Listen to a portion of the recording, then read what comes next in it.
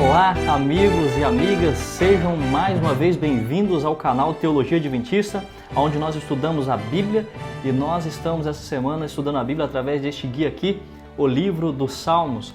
E esta semana nós vamos estudar a lição número 6, que tem como título Eu me levantarei. Quero agradecer aqui a você que está acompanhando conosco todas as semanas, continuar agradecendo você porque está compartilhando os vídeos. Continue deixando aqui o meu pedido para que você faça o Evangelho do Reino chegar a todas as nações, enviando o seu link, o link para os seus amigos, para os seus parentes. E agradeço você por estar deixando o seu like, por estar compartilhando aqui esse conteúdo para mais pessoas. Que Deus seja louvado através de sua vida. Nós estamos indo agora para o estudo da lição número 6, com esse título, Eu me levantarei. Qual é o foco, pastor, da lição dessa semana? Pois bem, a lição dessa semana tem como objetivo trabalhar a ideia de que existem nos salmos imprecatórios. O que seria salmos imprecatórios, pastor Anderson? Olha, deixa eu explicar para você. Salmos imprecatórios é quando o salmista ele evoca de Deus a justiça de Deus sobre os ímpios. Os salmistas estão aqui pedindo socorro, pedindo ajuda, e eles estão evocando a justiça do Senhor sobre aqueles que lhe causam mal, sobre aqueles que lhe causam dano. E por que o título Eu me levantarei? Olhem só o nosso verso para memorizar dessa semana. Por causa da opressão dos pobres e do gemido dos necessitados, eu me levantarei agora, diz o Senhor, e porei a salvo aquele que anseia por isso. O salmista está dizendo que Deus, ele vai se levantar do seu trono, levantar do seu local de habitação, ele vai julgar, ele vai demonstrar o seu poder para com aqueles que lhe obedecem, mas ele vai emitir um juízo sobre aqueles que causam opressão, causam sofrimento ao povo de Deus. Abrindo aqui a nossa Bíblia, a Bíblia Andrews, na página 694, quando ela faz a introdução do livro de Salmos, ela fala algo interessante sobre os salmos imprecatórios. Diz assim, os supostos salmos de maldição imprecatórios também devem ser interpretados dentro de um contexto legal, como apelos ao juiz celestial por compensação legal. O salmista ele está falando em nome de Deus. Você precisa entender que o salmista, ao escrever o livro dos Salmos, ele é alguém inspirado por Deus. Ele é um poeta, mas também ele é um profeta. E ao fazer tal coisa, ele está então falando em nome de Deus. E é o salmista que está escrevendo, mas é como se Deus estivesse falando. E o salmista então ele pede ao Senhor que mostre a sua justiça para com aqueles que lhe causam dano, que causam mal. Continuando aqui, diz então assim, não como explosões pecaminosas de ira ou maldições vingativas indignas do cristianismo expressas pelos salmistas sobre os seus inimigos. Muitas pessoas olham para esses salmos aqui e a maneira um tanto quanto forte que é expressada pelo salmista e pensam assim, ora, parece que o salmista está expressando de uma forma um tanto quanto pecaminosa, parece que ele está demonstrando ira, raiva, rancor e ele quer vingança. Ora, você precisa entender que não é bem deste ponto de vista, porque existe uma questão legal aqui, uma questão de justiça, e existe também uma questão de profecia aqui, sendo voltada pela pessoa do salmista, que é um profeta de Deus que fala como Deus. E tem um outro ponto importante que você precisa entender, que o salmista não está evocando vingança quando a Deus dizendo assim, eu farei vingança com minhas próprias mãos. Não, não é isso. A Bíblia não aprova tal coisa. O que o salmista está dizendo é que Deus é aquele que vai dar a vingança, é Ele que vai fazer a justiça. Então, em momento algum, os salmos imprecatórios nos dão o direito de nós, por nossa própria conta, pelas nossas próprias mãos, façamos ali algum tipo de vingança. Jesus mesmo diz no Novo Testamento que devemos amar os nossos inimigos. Né? E algumas pessoas olham, mas como os salmos imprecatórios e esse texto de Jesus no Novo Testamento podem então coadunar? Como esses textos podem estar trabalhando em harmonia? Você precisa entender que Deus ele age através dos profetas, ele age mostrando o seu poder em um contexto, uma cultura de guerra. E ele precisa se valer, os salmistas precisam se valer da presença de Deus e da companhia de Deus, de saber que ele estará com ele, dando vitórias para as guerras. Naquela época que existiam guerras, era bem assim. Se você fosse vencido pela nação oposta, essa nação consideraria que o Deus dela é maior do que o Deus da nação vencida. Quando o povo assírio vencia, por exemplo, os israelitas, era o mesmo que dizer que o Deus da Síria era maior que o Deus de Israel. Mas nós, na perspectiva bíblica, quando lemos a Bíblia, entendemos que quando alguma nação que era inimiga do povo de Israel conseguia derrotar o povo israelita, era porque Deus tinha entregado ele nas mãos das nações inimigas, por causa do pecado do povo de Israel. Era uma maneira de Deus disciplinar o seu povo. Muitas das vezes o povo de Israel vencia várias batalhas, tendo um número mínimo, um número irrisório de pessoas para lutar ali naquela grande batalha.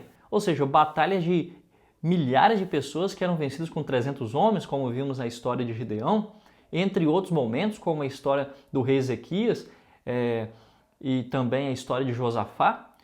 Todos esses momentos nós vemos Deus indo à frente, mostrando que a força não está nos braços de Israel, não está nos braços dos guerreiros de Israel, mas nem nos seus carros, nem nos seus cavalos, nem nos seus habilidosos guerreiros. A força está em Deus, que guia e governa o teu povo. Feliz a nação cujo Deus é o Senhor. Lembra-se desse texto? Pois bem, é bem por aí. Aqui ainda continua dizendo assim: as maldições nos Salmos são, na verdade, referências a maldições da aliança encontradas em Deuteronômio 28 e Levítico 26. A honra de Deus está em jogo, tanto no cumprimento das maldições da aliança sobre os perversos, quanto no derramamento das bênçãos da aliança sobre os justos. Mas nós vamos, ao longo da lição, falando um pouco mais sobre isso, sobre os salmos imprecatórios. Pois, como diz em Deuteronômio 28, existe uma maldição para aqueles que não obedecem e existem bênçãos para aqueles que obedecem. Existem maldições para aqueles que lhe obedecem e existem bênçãos para aqueles que obedecem a Deus. Você pode ver isso aqui em Deuteronômio 28, a partir do verso 15, que diz: será, porém, que se não deres ouvidos à voz do Senhor, seu Deus, não cuidando em cumprir todos os mandamentos e os seus estatutos que hoje te ordeno, então virão todas essas maldições sobre ti e te alcançarão. Maldito serás na tua casa, maldito serás na tua cidade, e maldito serás no campo. Maldito o teu cesto e a tua maçadeira. Maldito o fruto do teu ventre e o fruto da tua terra, e as crias das tuas vacas e as das tuas ovelhas. Maldito serás ao entrares e maldito serás ao saíres. Nós percebemos que o texto fala de bênçãos e maldições para aqueles que obedecem ou desobedecem a Deus. Então, se a pessoa fizesse o que era reto diante de Deus, as próprias consequências viriam sobre a sua vida, consequências boas. Agora, o próprio mal que a pessoa procura com as próprias mãos vai fazer com que o mal, as maldições venham sobre tal pessoa. Imagina uma pessoa que compra em todos os lugares e não paga, vive uma vida de desonestidade. Pega dinheiro emprestado aqui, ali, ele compra coisas nas lojas, mas com a intenção de não pagar, se endivida de uma maneira onde ele sabe que não conseguirá quitar ali os seus débitos. Quando ele faz isso como uma ação, ele pode, de alguma certa forma, estar trazendo algum benefício para a sua vida aparente, porque ele tem um produto que ele não pagou por ele. Agora, você há de concordar comigo que no decorrer da sua vida, as portas se fecharão. Não encontrará nenhum ambiente comercial que lhe venda alguma coisa, porque o nome dele está sujo na praça. Ou a pessoa que come todas as coisas sem fazer distinção do que é limpo, do que é imundo, ou ele come coisas que sabe que faz mal para a saúde, não segue os conselhos do regime alimentar de um cristão e depois ele sofre agora as consequências de doenças em seu corpo, maldições. Ou seja, as maldições não é uma coisa como Deus dissesse assim: olha, agora eu vou colocar a minha mão pesada sobre você te disciplinando. Não, é uma forma como Deus tirando a sua mão e deixando ali a pessoa colhendo as consequências de suas próprias ações, deixar essa pessoa à deriva à sua própria sorte, sem a proteção, sem a provisão, sem o cuidado divino. Vamos aqui seguir a nossa lição na parte de sábado ainda, diz assim que em todas as épocas, incluindo a nossa, o mal, a injustiça e a opressão têm assolado a terra. Os salmistas também viveram tempos assim.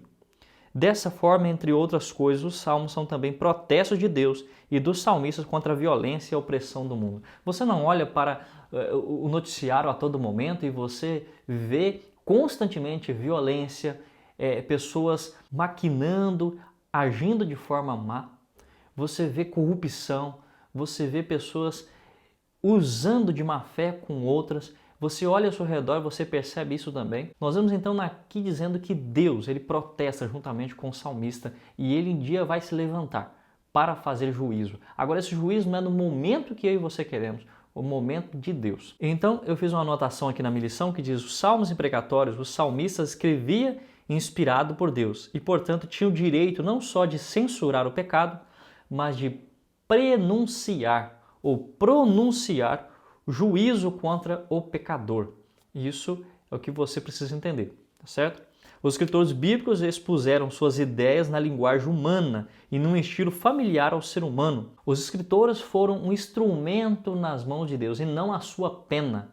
Então, eles expressaram na forma humana como eles queriam que fosse então vingado as suas questões, mas eles escrevem então de um ponto de vista totalmente humano, não de um ponto de vista onde Deus se relaciona assim com o povo, tá certo? Os sentimentos de Deus são sentimentos diferentes, mas ele coloca os seus sentimentos de forma humana, de uma expressão que nós possamos entender o que ele está querendo dizer. Mas todos esses salmos que leremos aqui vai falar então de uma perspectiva divina, tá certo? Guerreiro majestoso, parte de domingo. Aqui, o guerreiro majestoso nos sugere na questão número 1 ler o Salmo 18 e o Salmo 76. O Salmo 18 ele é um cântico de triunfo comemorativo que foi expressado por Davi ali em 2 Samuel, o capítulo 22. Se você abrir lá a sua Bíblia neste texto, conferir, você verá que na sua íntegra o Salmo 18 está escrito ali também em 2 Samuel capítulo 22. É quando Samuel obtém vitórias, é quando Davi obtém vitórias sobre os seus inimigos e também ele consegue livramento das mãos de Saul, né? Deus o protege. Então você pode notar isso lá. E então eu vou ler com vocês aqui esses salmos. O Salmo 18, alguns versos aqui que precisamos parar neles. O versículo 6, por exemplo: na minha angústia invoquei o Senhor, gritei por socorro a meu Deus, e ele do seu santo templo ouviu a minha voz e o meu clamor lhe penetrou os seus ouvidos. Deus está em seu santo templo, mas quando nós clamamos, ele ouve a nossa voz, ele se inclina para nós, ele não se mantém na mesma posição, ele se levanta. Olhem só o restante do texto. Então a terra se abalou e tremeu, vacilaram também os fundamentos dos montes e se estremeceram porque ele se indignou. Quando Deus vê os seus filhos sendo oprimidos, ele fica indignado. Vamos ler agora o versículo 9. Baixou ele os céus e desceu e teve sob os pés densa escuridão. Verso 10. Cavalgava um querubim e voou, sim, levado velozmente nas asas do vento. Nós percebemos aqui na figura de linguagem do salmista que Deus ele se mostra pronto a se levantar, a tomar alguma atitude em favor do seu povo, em favor do menosprezado, do desfavorecido. E o texto fala também sobre essa questão da pressa de Deus em resolver a nossa atitude, em resolver a nossa questão, não é? E ele baixa até nós, como saindo do céu e vindo à terra para resolver as nossas questões mais pessoais e particulares. Então, eu anotei aqui que é retratado nesses textos a disposição de Deus, a sua urgência, o poder que ele tem para nos acudir também é demonstrado aqui pelo salmista ao dizer que a terra treme e outras manifestações da natureza. Agora, quando nós vamos para o Salmo 76, o Salmo 76 já é usado para celebrar uma derrota sobre os assírios. É a história que está acontecendo lá em 2 Reis, segundo livro de Reis, o capítulo 19, o versículo 35, por exemplo. Ezequias, ele vence a batalha. Não que Ezequias vencesse a batalha, mas Deus vai diante do povo assírio, que era liderado ali por Senaqueribe, e ele agora, Deus faz uma grande matança, destrói o povo da Síria, e agora o livro Profetas e Reis, na página 185 e 186 da versão online, vai dizer para nós que ao voltarem dessa guerra, eles então cantam este salmo, o Salmo 76. Ou se você quiser procurar também no livro físico, a página é a página 361 e a página 362 do livro Profetas e Reis. Interessante isso, não é mesmo? Vamos então agora dar uma olhada nesse Salmo 76. Vamos notar aqui alguns versos, por exemplo, o versículo 3 que diz assim: ali despedaçou ele os relâmpagos do arco, o escudo, a espada e a batalha. Quando nós vamos então para o verso 5, diz assim: despojados foram os de ânimo forte, jazem a dormir o seu sono, e nenhum dos valentes pode valer-se das próprias mãos. A incapacidade dos inimigos ao lutarem contra Deus. Podem ter, assim, várias habilidades como guerreiros, podem ter um armamento pesado, mas quando estão diante da presença de Deus, eles são como nada. É isso que o texto está dizendo.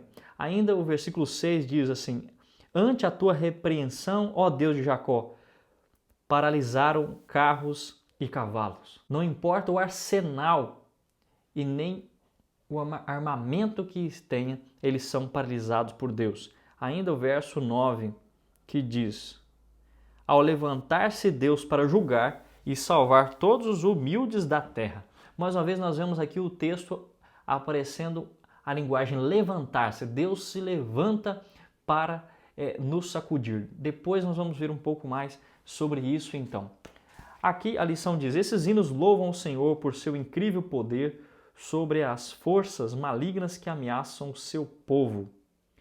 Eles retratam Deus em sua majestade como guerreiro e juiz.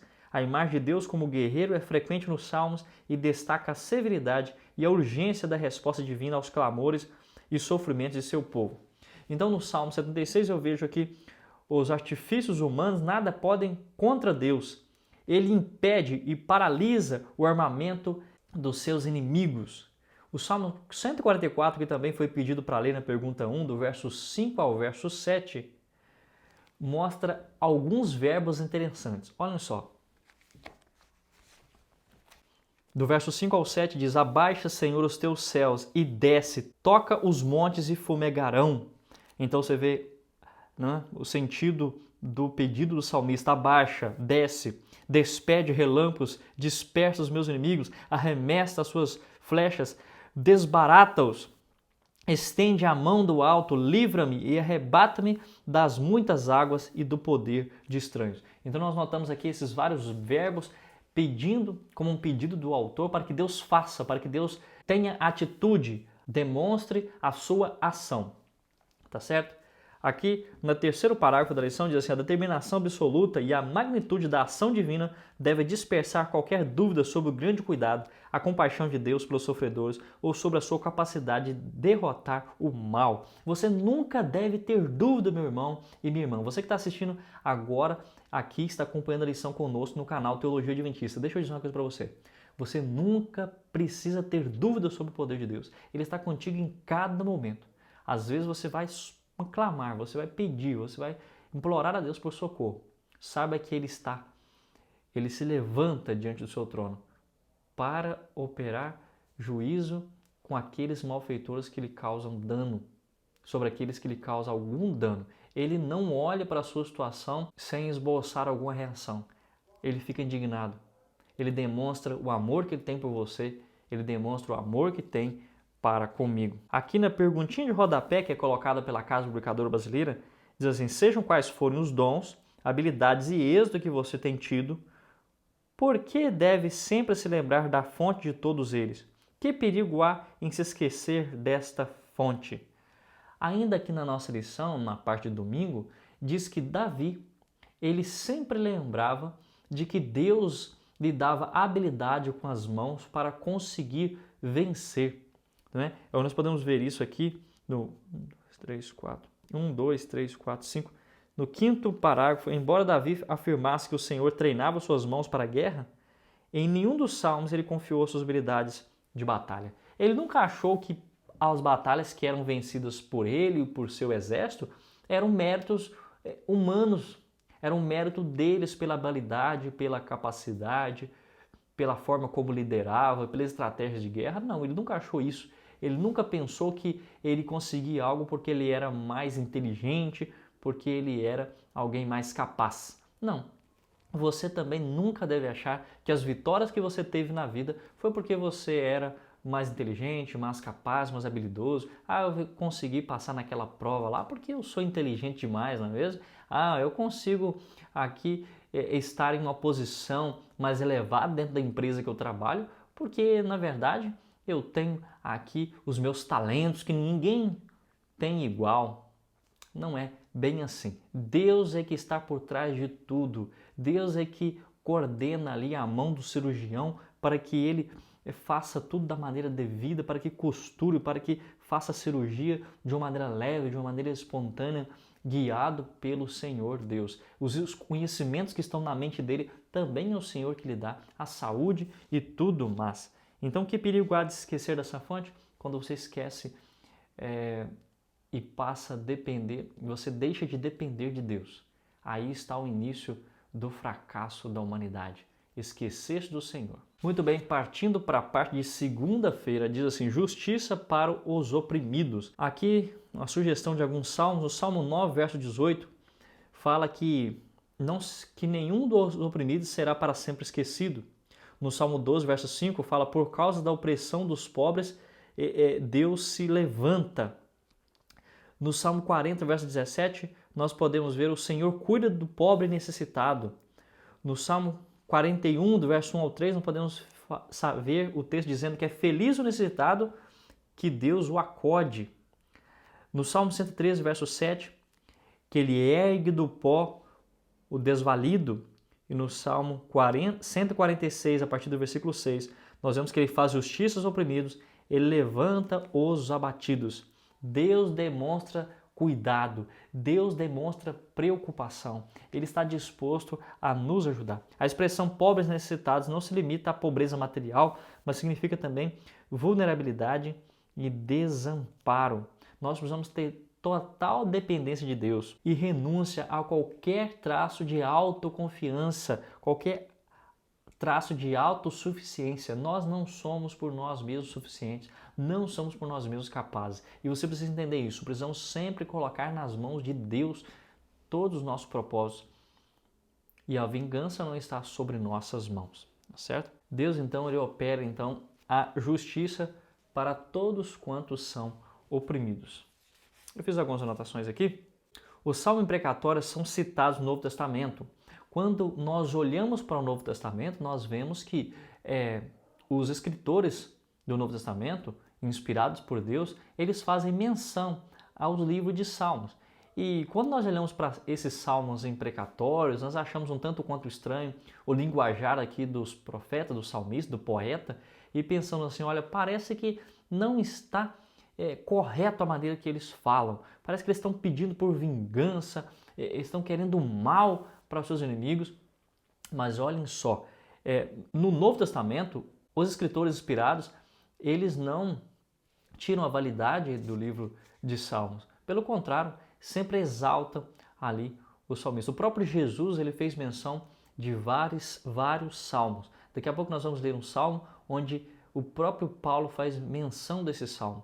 Ora, se a maneira com que o profeta escreveu estivesse errada ou equivocada, nenhum outro escritor do Novo Testamento iria citar aqui os salmos como algo digno de que nós pudéssemos tomar como base, não é mesmo?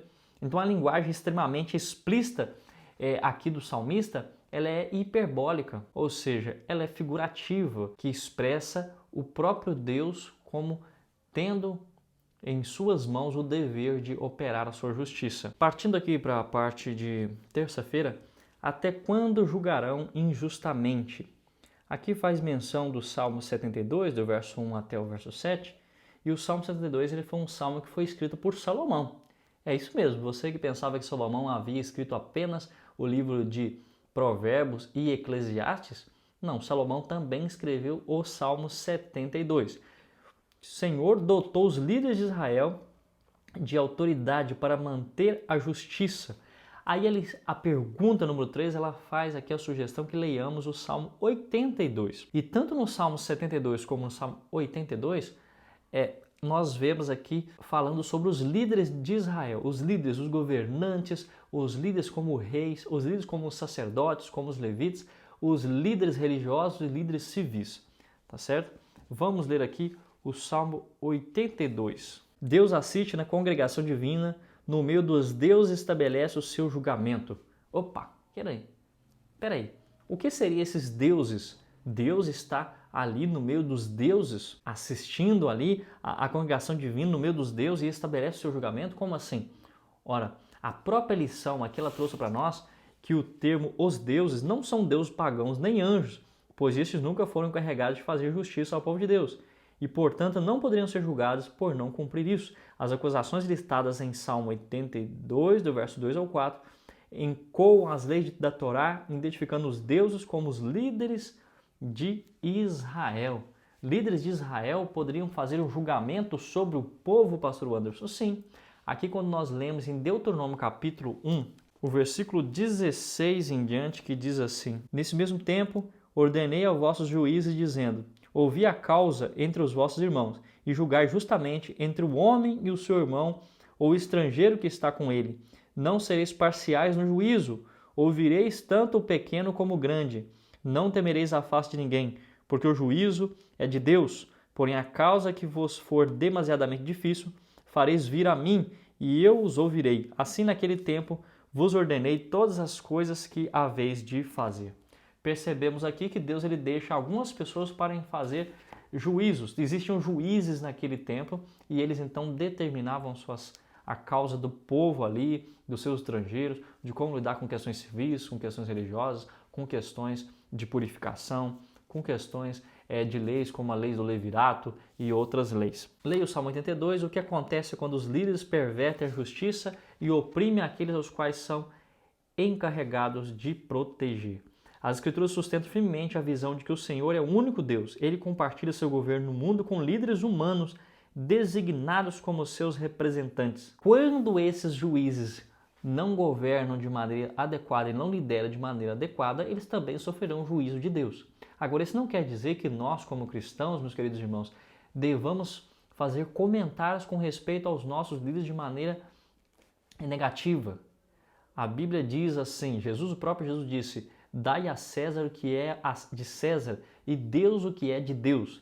Dê o respeito que você deve àqueles que são autoridades competentes que foram escolhidas para o governo e também respeite as autoridades que estão sobre vós, sejam elas religiosas, sejam elas governamentais, civis, enfim. Nós não podemos tratar de forma desrespeitosa. Nós cristãos não devemos lidar com questões políticas, não devemos entrar em questões políticas, não devemos falar mal de político A, de político B, né, de tal partido A, de tal partido B. Não, como cristãos, não devemos nos envolver nisso, nem deveremos dar a nossa opinião. Nós somos livres para termos o direito de voto, mas a Bíblia não nos orienta a entrar em questões políticas, a nunca falar mal, porque a Bíblia diz que os governantes que tem sobre a terra também são estabelecidos por Deus. Deus ergue reis e derruba os reis. Nós podemos ver isso no livro de Daniel e vários outros textos, tá certo? Então, aqui nós podemos ver isso. O Salmo 82 expõe de forma irônica a apostasia de alguns líderes que acreditavam ser deuses acima dos outros. Embora Deus tenha dado a autoridade e o privilégio aos líderes de serem chamados filhos do Altíssimo e de representá-lo, Deus renunciou aos líderes maus e os lembrou de que eram mortais e estavam sujeitos às mesmas leis morais que todos. Ninguém está acima da lei de Deus. Os líderes e o povo devem imitar o exemplo do juiz divino e colocar sua esperança nele. Ora, nós precisamos sempre entender o nosso lado, em que lado nós estamos. Nós estamos do lado de Deus. Então, se estamos do lado de Deus, não há o que temer, não é assim? Não há o que temer se Deus está ao nosso lado. A pergunta aqui no rodapé diz: você tem autoridade sobre os outros? Está exercendo essas autoridades com justiça? Você exerce algum tipo de autoridade sobre alguém? Se você é pai, se você é mãe, se você é líder na sua casa, ou um líder na sua igreja, um líder no seu trabalho, você atua de uma forma como um gerente em uma empresa, você está estabelecendo, você está exercendo algum tipo de liderança, e a pergunta seguinte é: você está exercendo essa liderança pautada nas Escrituras Sagradas, no direito que Deus deu a você? Está pautado a sua liderança com a bondade de Deus? Você está sendo justo nos aspectos que cabem a você? Deus irá cobrar de você e de mim. Eu, como pai, sou líder de uma casa, como pastor, líder em uma igreja, e Deus exige de mim que eu seja misericordioso como Ele é misericordioso. Como Ele exige de você, que você também exerça misericórdia. Deus diz: sede misericordiosos como eu sou misericordioso. Aquilo que quereis que façais a vós, fazei vós aos outros. Mateus 7, o capítulo 12 é a regra de ouro, tá certo? Então nós precisamos assumir essa nossa função.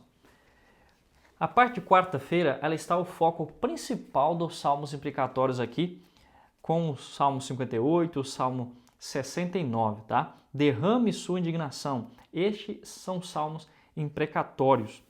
Que sentimentos esses textos transmitem? Quem é o agente de juízo nestes salmos? Vamos abrir aqui Salmo 58, verso 6. Ó Deus, quebra-lhes os dentes da boca, arranca, Senhor, os queixais aos leãozinhos, desapareçam como águas que se escoam. Ao dispararem flechas, fiquem elas embotadas, sejam como a lesma que passa diluindo-se, como o aborto de uma mulher, não veja nunca o sol. O Salmo 58, a partir do versículo 6, antes um pouquinho fala do encantamento das cobras, né? O encantador faz uma ilustração onde o salmista está dizendo que assim como o encantador encanta a cobra, que assim Deus possa fazer com os inimigos, assim como os dentes do leão, ele é quebrado, do pequeno leão novo, ele é arrancado para que ele não cause dano a alguém, que Deus faça também com os inimigos.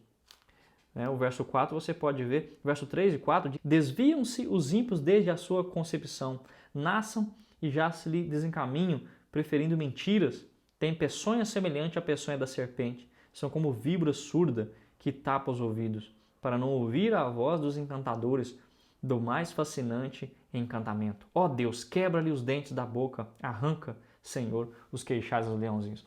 Então, a figura de linguagem que é pronunciada no poema aqui hebraico, pelo salmista, pedindo a Deus um socorro. Agora vamos para o Salmo 69. Lembre que o Salmo 58 está pedindo juízo da parte de Deus e não dizendo que ele vai fazer isto. Salmo 69, do verso 22 até o 28. O verso 24 é um texto-chave que diz: derrama sobre eles a tua indignação, e que o ardor da tua ira os alcance. Fique deserta a sua morada, e não haja quem habite nas suas tendas. Verso 27, soma-lhes iniquidade a iniquidade, e não gozem da tua absolvição. Sejam riscados do livro dos vivos, e não tenham registros com os justos. Muito bem, nós temos aqui no canal Teologia Adventista um vídeo onde nós falamos sobre os livros de registros que existem no céu. Você pode depois conferir a série do Juiz Investigativo, onde fala do livro de registro, onde ali em um daqueles vídeos nós falamos sobre os livros. E existe um livro chamado Livro da Iniquidade, onde quando a pessoa pratica qualquer tipo de pecado, qualquer tipo de injustiça, qualquer tipo de transgressão da lei de Deus, é anotado no livro da iniquidade. Existe outro livro também, que é o livro da vida, O povo, quando se rebelou contra Deus, ali na questão do bezerro de ouro, lá em Êxodo, Deus queria destruir todo aquele povo e começar uma nova geração a partir de Moisés. E Moisés diz: não faça isso, Senhor. Se for para fazer isso, risca o meu nome do teu livro. E aí Deus diz assim: eu riscarei do meu livro todo aquele que pecar contra mim.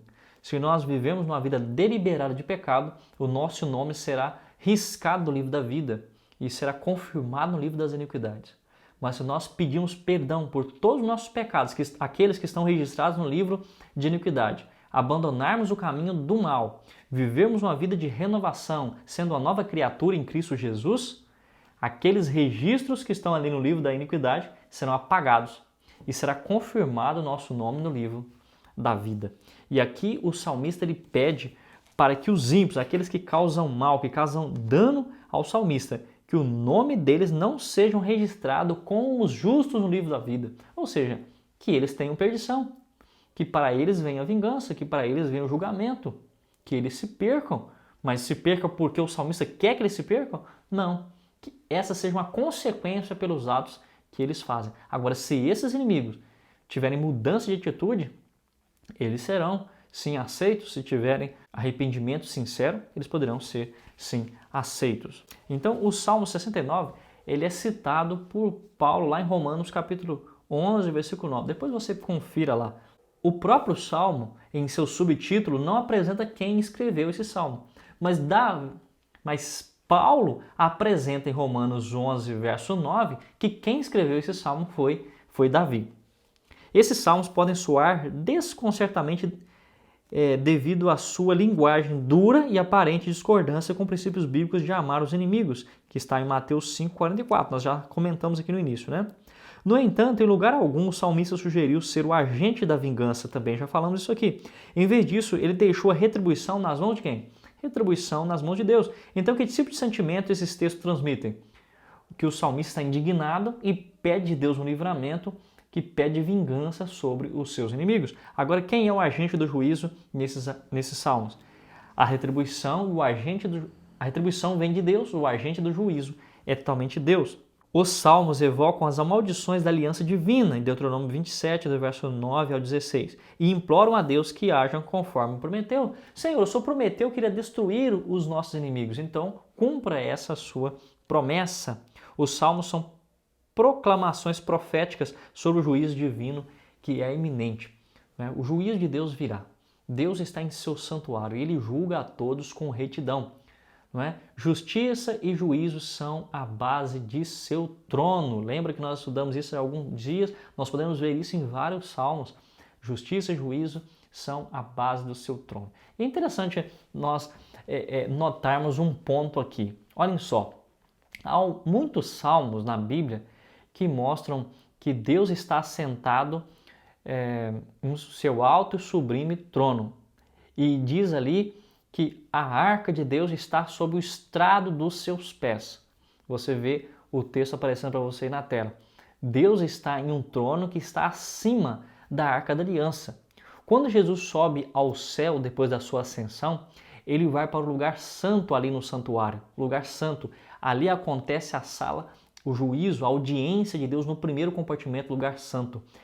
Deus tem um trono e esse trono está no lugar santo. Jesus agora é entronizado no lugar santo no céu, no santuário celestial, e ele senta agora à direita de Deus o Pai, porque ele é digno, porque ele foi morto e ele é digno de abrir o livro, e ele senta ali ao lado de Deus o Pai. Depois nós vemos em Daniel capítulo 7, que o ancião de dias, que é a representação de Deus o Pai ali nesse texto, ele vai para o lugar santíssimo, Ele sai ali daquele trono, num carro de nuvem, e ele segue nesse carro de nuvem para o lugar santíssimo. Jesus o acompanha do lugar santo para o lugar santíssimo. Isso acontece em 1844, para ser exato, na manhã do dia 23, às 9 horas da manhã do 23 de outubro de 1844.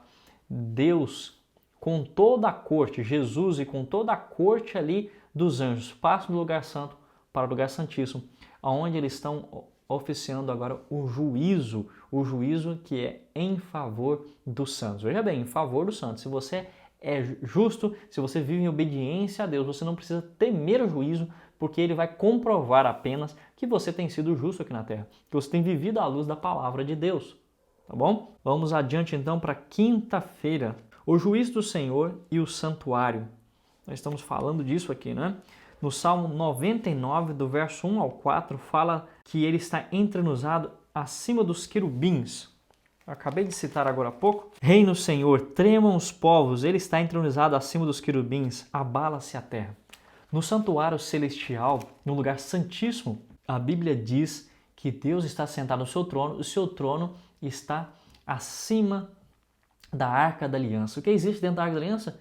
Isso mesmo, os 10 mandamentos, porque a base do trono de Deus é o quê? Justiça e juízo. Né? O que é justiça? De acordo com Deuteronômio capítulo 6, 25, justiça é quando obedecemos à lei de Deus. Então, o trono de Deus, o governo de Deus, o caráter de Deus está fundado sobre a sua lei, os 10 mandamentos, que é uma expressão detalhada do caráter de Deus.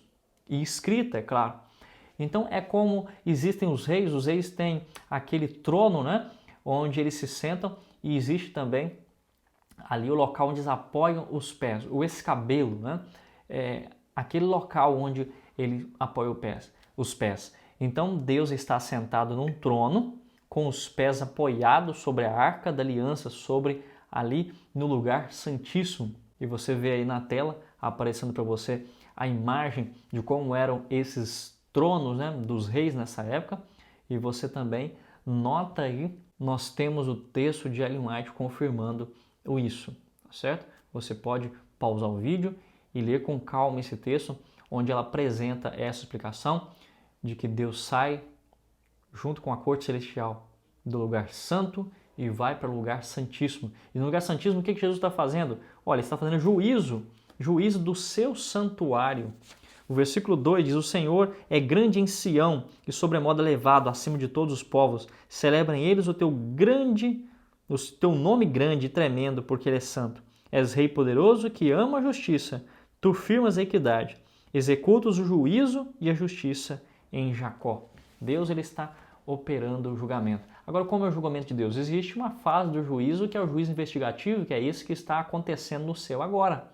Deus está analisando a sua vida e a minha vida. Ele concede para nós o perdão, mas esse perdão é provisório. Ele aguarda e olha, né, ele relata do céu com os anjos dele para ver se nós estamos realmente vivendo em novidade de vida, estamos vivendo de acordo com aquilo que nós aceitamos. Se pedimos perdão por um pecado, se realmente o abandonamos mesmo. E depois, quando chegar no final da nossa vida, ele tiver analisado tudo, ele vai dizer, sim, ele está absolvido, ele é meu filho, meu servo, em que amo muito. Então, por isso que o juízo é em favor dos santos. Agora, se a pessoa vive longe dos caminhos de Deus e não obedece, realmente ele vai ficar em situação difícil, não é mesmo? Vai ser reprovado. Assim, muitos salmos retratam Deus em seu trono, no santuário, pronto para julgar o mundo por seu pecado e maldade.